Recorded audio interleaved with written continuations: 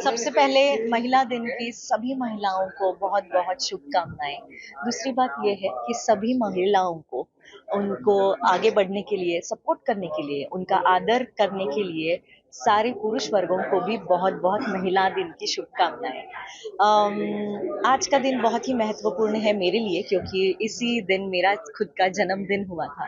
जन्मदिन है ये मेरा और मैं अपना अहोभाग्य समझती हूँ कि ऐसे दिन और ऐसे मौके पर जब मेरा जन्मदिन होता है तो हमेशा फ्रेंड्स फैमिली के साथ सेलिब्रेट किया जाता है, लेकिन मेरा ऐसा जन्मदिन है कि मैं हमेशा सामाजिक लेवल पे या फिर महिलाओं को प्रत्यक्ष रूप में मिलकर उनके साथ बातचीत और हमारी चर्चा होती है कि कैसे दिन बदलते जा रहे हैं और महिला दिन ब दिन स्ट्रांग होती जा रही है, सपोर्टिव होती जा रही है, लीडरशिप क्वालिटी उसमें आ रही है। तो ये सारे जो अनुभव है ये प्रत्यक्ष रूप में ऐसे इवेंट्स में आने के बाद ही महसूस होते हैं, जिसका बहुत ही पॉजिटिव इम्पैक्ट हो जाता है और इसी दरम्यान ये चलता रहता है। मैं इन सारी चीज़ों को इसी तरह से देखती हूँ कि शुरू से ही बहुत पुराने ज़माने से लेकर आज तक यही इतिहास रहा है कि महिलाओं को खुद के हक के लिए स्ट्रगल करना ही पड़ता है। और मैं ये इतना जानती हूँ एक महिला होने के कारण कि ये स्ट्रगल करने की ताकत भी उनमें दी जाती है और वो नैसर्गिक होती है। उसका बहुत ही अच्छी तरह से वापर मला मुझे ऐसे लगता है कि महिलाएं कर रही है और जो अधिकार अब तक मिल चुके हैं उसके लिए तो हम सब लोग ये जानते ही है और आगे भी जाके वो मिलेंगे। सिर्फ थोड़ा टाइम मिले लगेगा बट वो मिलेंगे। ये पॉजिटिविटी हम लोग अपने साथ में ही रखते हैं। आज मैं बहुत एक्साइटेड हूँ और बहुत एनर्जेटिक और बहुत अच्छा लग रहा है, इमोशनल भी हूँ साथ में। आज मेरे फादर हैं जिनका सपना था कि मैं टीचर बनूं और मैं स्कूल में प्रिंसिपल हूँ 22 साल से और अंडर प्रिविलेज पुअर स्टूडेंट्स के लिए स्लम एरिया में मैं काम करती हूँ। उन बच्चों के लिए अलग अलग एनजीओज के साथ मिलकर और बहुत सारे स्टेक होल्डर्स के लिए काम करती हूँ, पेरेंट्स पालक के लिए काम करती हूँ। तो यहाँ आई और मुझे प्रोत्साहन मिला, पुरस्कार देकर सम्मान किया गया तो बहुत अच्छा लग रहा है, बहुत एनर्जेटिक फील कर रही हूँ। Thank you. मैं भी पुअर फैमिली से बिलोंग करती हूँ। जब मेरे फादर ने डिसाइड किए थे कि हमारे घर में से कोई लड़की टीचर बने, क्योंकि हमारे खानदान में 7वीं के आगे कोई पढ़ता नहीं था, तो मैं फर्स्ट ही जो 10वीं तक की पढ़ाई की या ग्रेजुएशन की उसके बाद एक टीचर बनी। तो ये मैं उन सभी लोगों के लिए एक इंस्पिरेशन रखती हूँ, एज ए मॉडल हूँ। मैं बहुत सारे बच्चों के लिए एग्जाम्पल हूँ कि मैं कर सकती हूँ तो आप भी कर सकते हैं। अभी भी फादर की विश थी कि LLB करें, तो मैंने स्कूल में ही रहते रहते मैंने LLB भी किया है, MA भी किया। तो ये उनका मोटिवेशन था एज ए पेरेंट्स। और मैं 10 लोगों के साथ में उठना बैठना है, बच्चों के साथ में, पेरेंट्स के साथ में काम करती हूँ, तो मैं उनको भी मोटिवेट करती हूँ कि एजुकेशन इज मस्ट, उसके ज़रिए हम आगे बढ़ सकते हैं और काम कर सकते हैं। Thank you. मला 2 वाजता पुढारीची एक इंटरव्ह्यू आहे, त्यासाठी मला जायचं आहे आणि आपले संजय भोकरे जे आहे ते या सांगली महानगरीचे संपादक आहे, ते मूळ निवासी सांगलीचे आहे आणि मी सांगलीचा आहे। त्यामुळं आमच्या दोघांची जमलेली आहे जोडी, आमच्या दोघांची जमलेली आहे जोडी म्हणून आमची पोचलेली आहे मुंबईला गाडी। त्यामुळं आम्ही इथं पोचलेलो आहोत। त्यामुळे आज इथं आपण सगळे अनेक क्षेत्राच्या माध्यमात आलेले आहेत आणि हा जो कार्यक्रम आहे तो पुढे चालत राहणार आहे। राजीव खांडेकर सुद्धा येणार आहे, नम्रता गायकवाड येणार आहे। त्यामुळे या ठिकाणी जास्त वेळ न घेता मी ज्यांना पुरस्कार मिळतो आहे त्या सगळ्या महिलांचा जागतिक महिला दिनाच्या निमित्ताने मी त्यांचा सन्मान करतो, त्यांना शुभेच्छा देतो।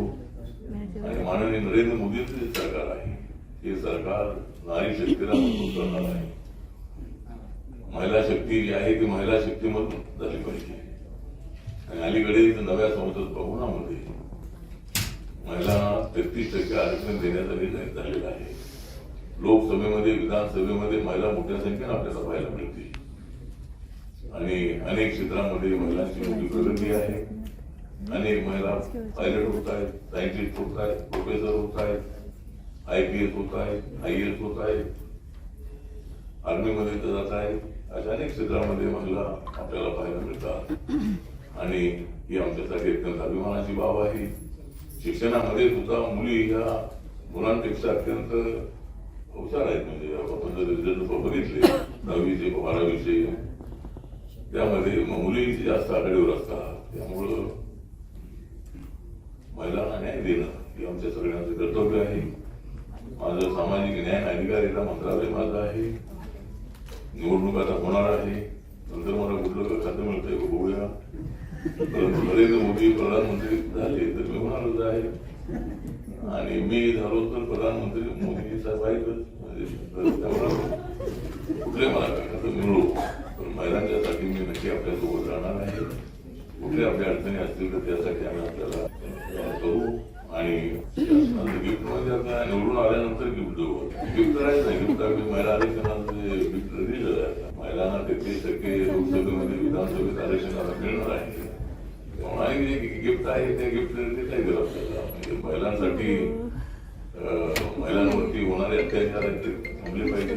समाज व्यवस्थेमध्ये लोकांनी लक्ष देणं अत्यंत आवश्यक आहे. आणि महिला या सक्षम असतात, परंतु महिलांवरती होणारे अत्याचार थांबवणं अत्यंत आवश्यक आहे. आणि त्यासाठी नक्कीच आम्ही आपल्या सोबत आहोत. त्यामुळे मी जास्त वेळ न घेता या ठिकाणी ज्यांना पुरस्कार मिळाला आहे त्या सगळ्या महिलांना मी या ठिकाणी हार्दिक शुभेच्छा देतो. आणि पुरस्कार आता ज्या काही महिलांना द्यायचं पुढे महिलांना तो माझ्या हस्ते द्या, त्यानंतर राजवाड्यानंतर त्याच्या हस्ते द्या. जय भीम, जय भारत, जय महाराष्ट्र, जय महाराष्ट्र. जेव्हा जेव्हा मी कोकणामध्ये जातो, ठाण्यामध्ये जातो, त्यावेळेला मला अनेक भेटतात आगरी. त्यावेळेला ठाण्यामध्ये आणि इतर ठिकाणी कोकणात जातो त्यावेळेला मला भेटतात बरेच आगरी. त्यावेळेला माझ्या आठवणीत येतो सांज महानगरी.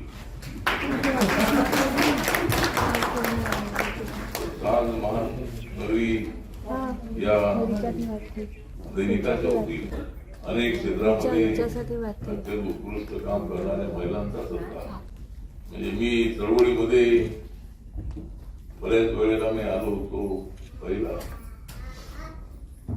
चळवळीमध्ये किंवा शाळेमध्ये मी अनेक वेळेला आलेलो होतो पहिला, कारण माझ्या पाठीमागे उभ्या होत्या महाराष्ट्रातल्या महिला. त्यामुळं महिला, आई, बहीण, पत्नी, अनेक आपल्या ज्या नातेवाईक असतात, तर महिलांचं योगदान आहे ते आपल्या कुटुंबामध्ये अत्यंत महत्त्वाचं. आपलं कुटुंब चांगलं चालवायचं असेल तर आपल्या पत्नीची, आपल्या आईची, आपल्या बहिणीची आपल्याला साथ मिळत असते. आणि त्यामुळे अनेक क्षेत्रामध्ये आपली प्रगती.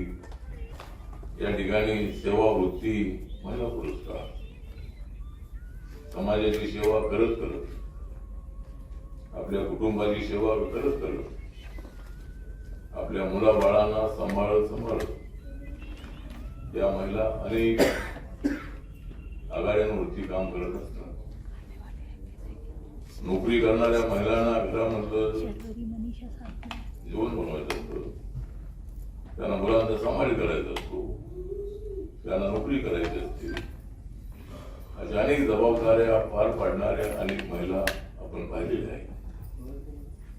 कल्पना सरोवर सारख्या त्या महिला आहेत, त्यांना पद्मश्री मिळालेला आहे. कमानी नावाची जी कंपनी आहे, कमानीचे मालक होते, त्यांचा आणि पंडित जवाहरलाल नेहरूंचा जवळचा संबंध होता. वेलॉर इस्टेटला कमानीचं ऑफिस आहे.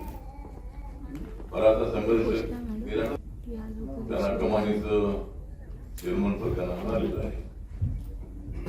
आणि आमच्या बौद्ध समाजात आंबेडकरी विचाराच्या त्या अत्यंत ऍक्टिव्ह असणाऱ्या अशा त्या महिला आहेत.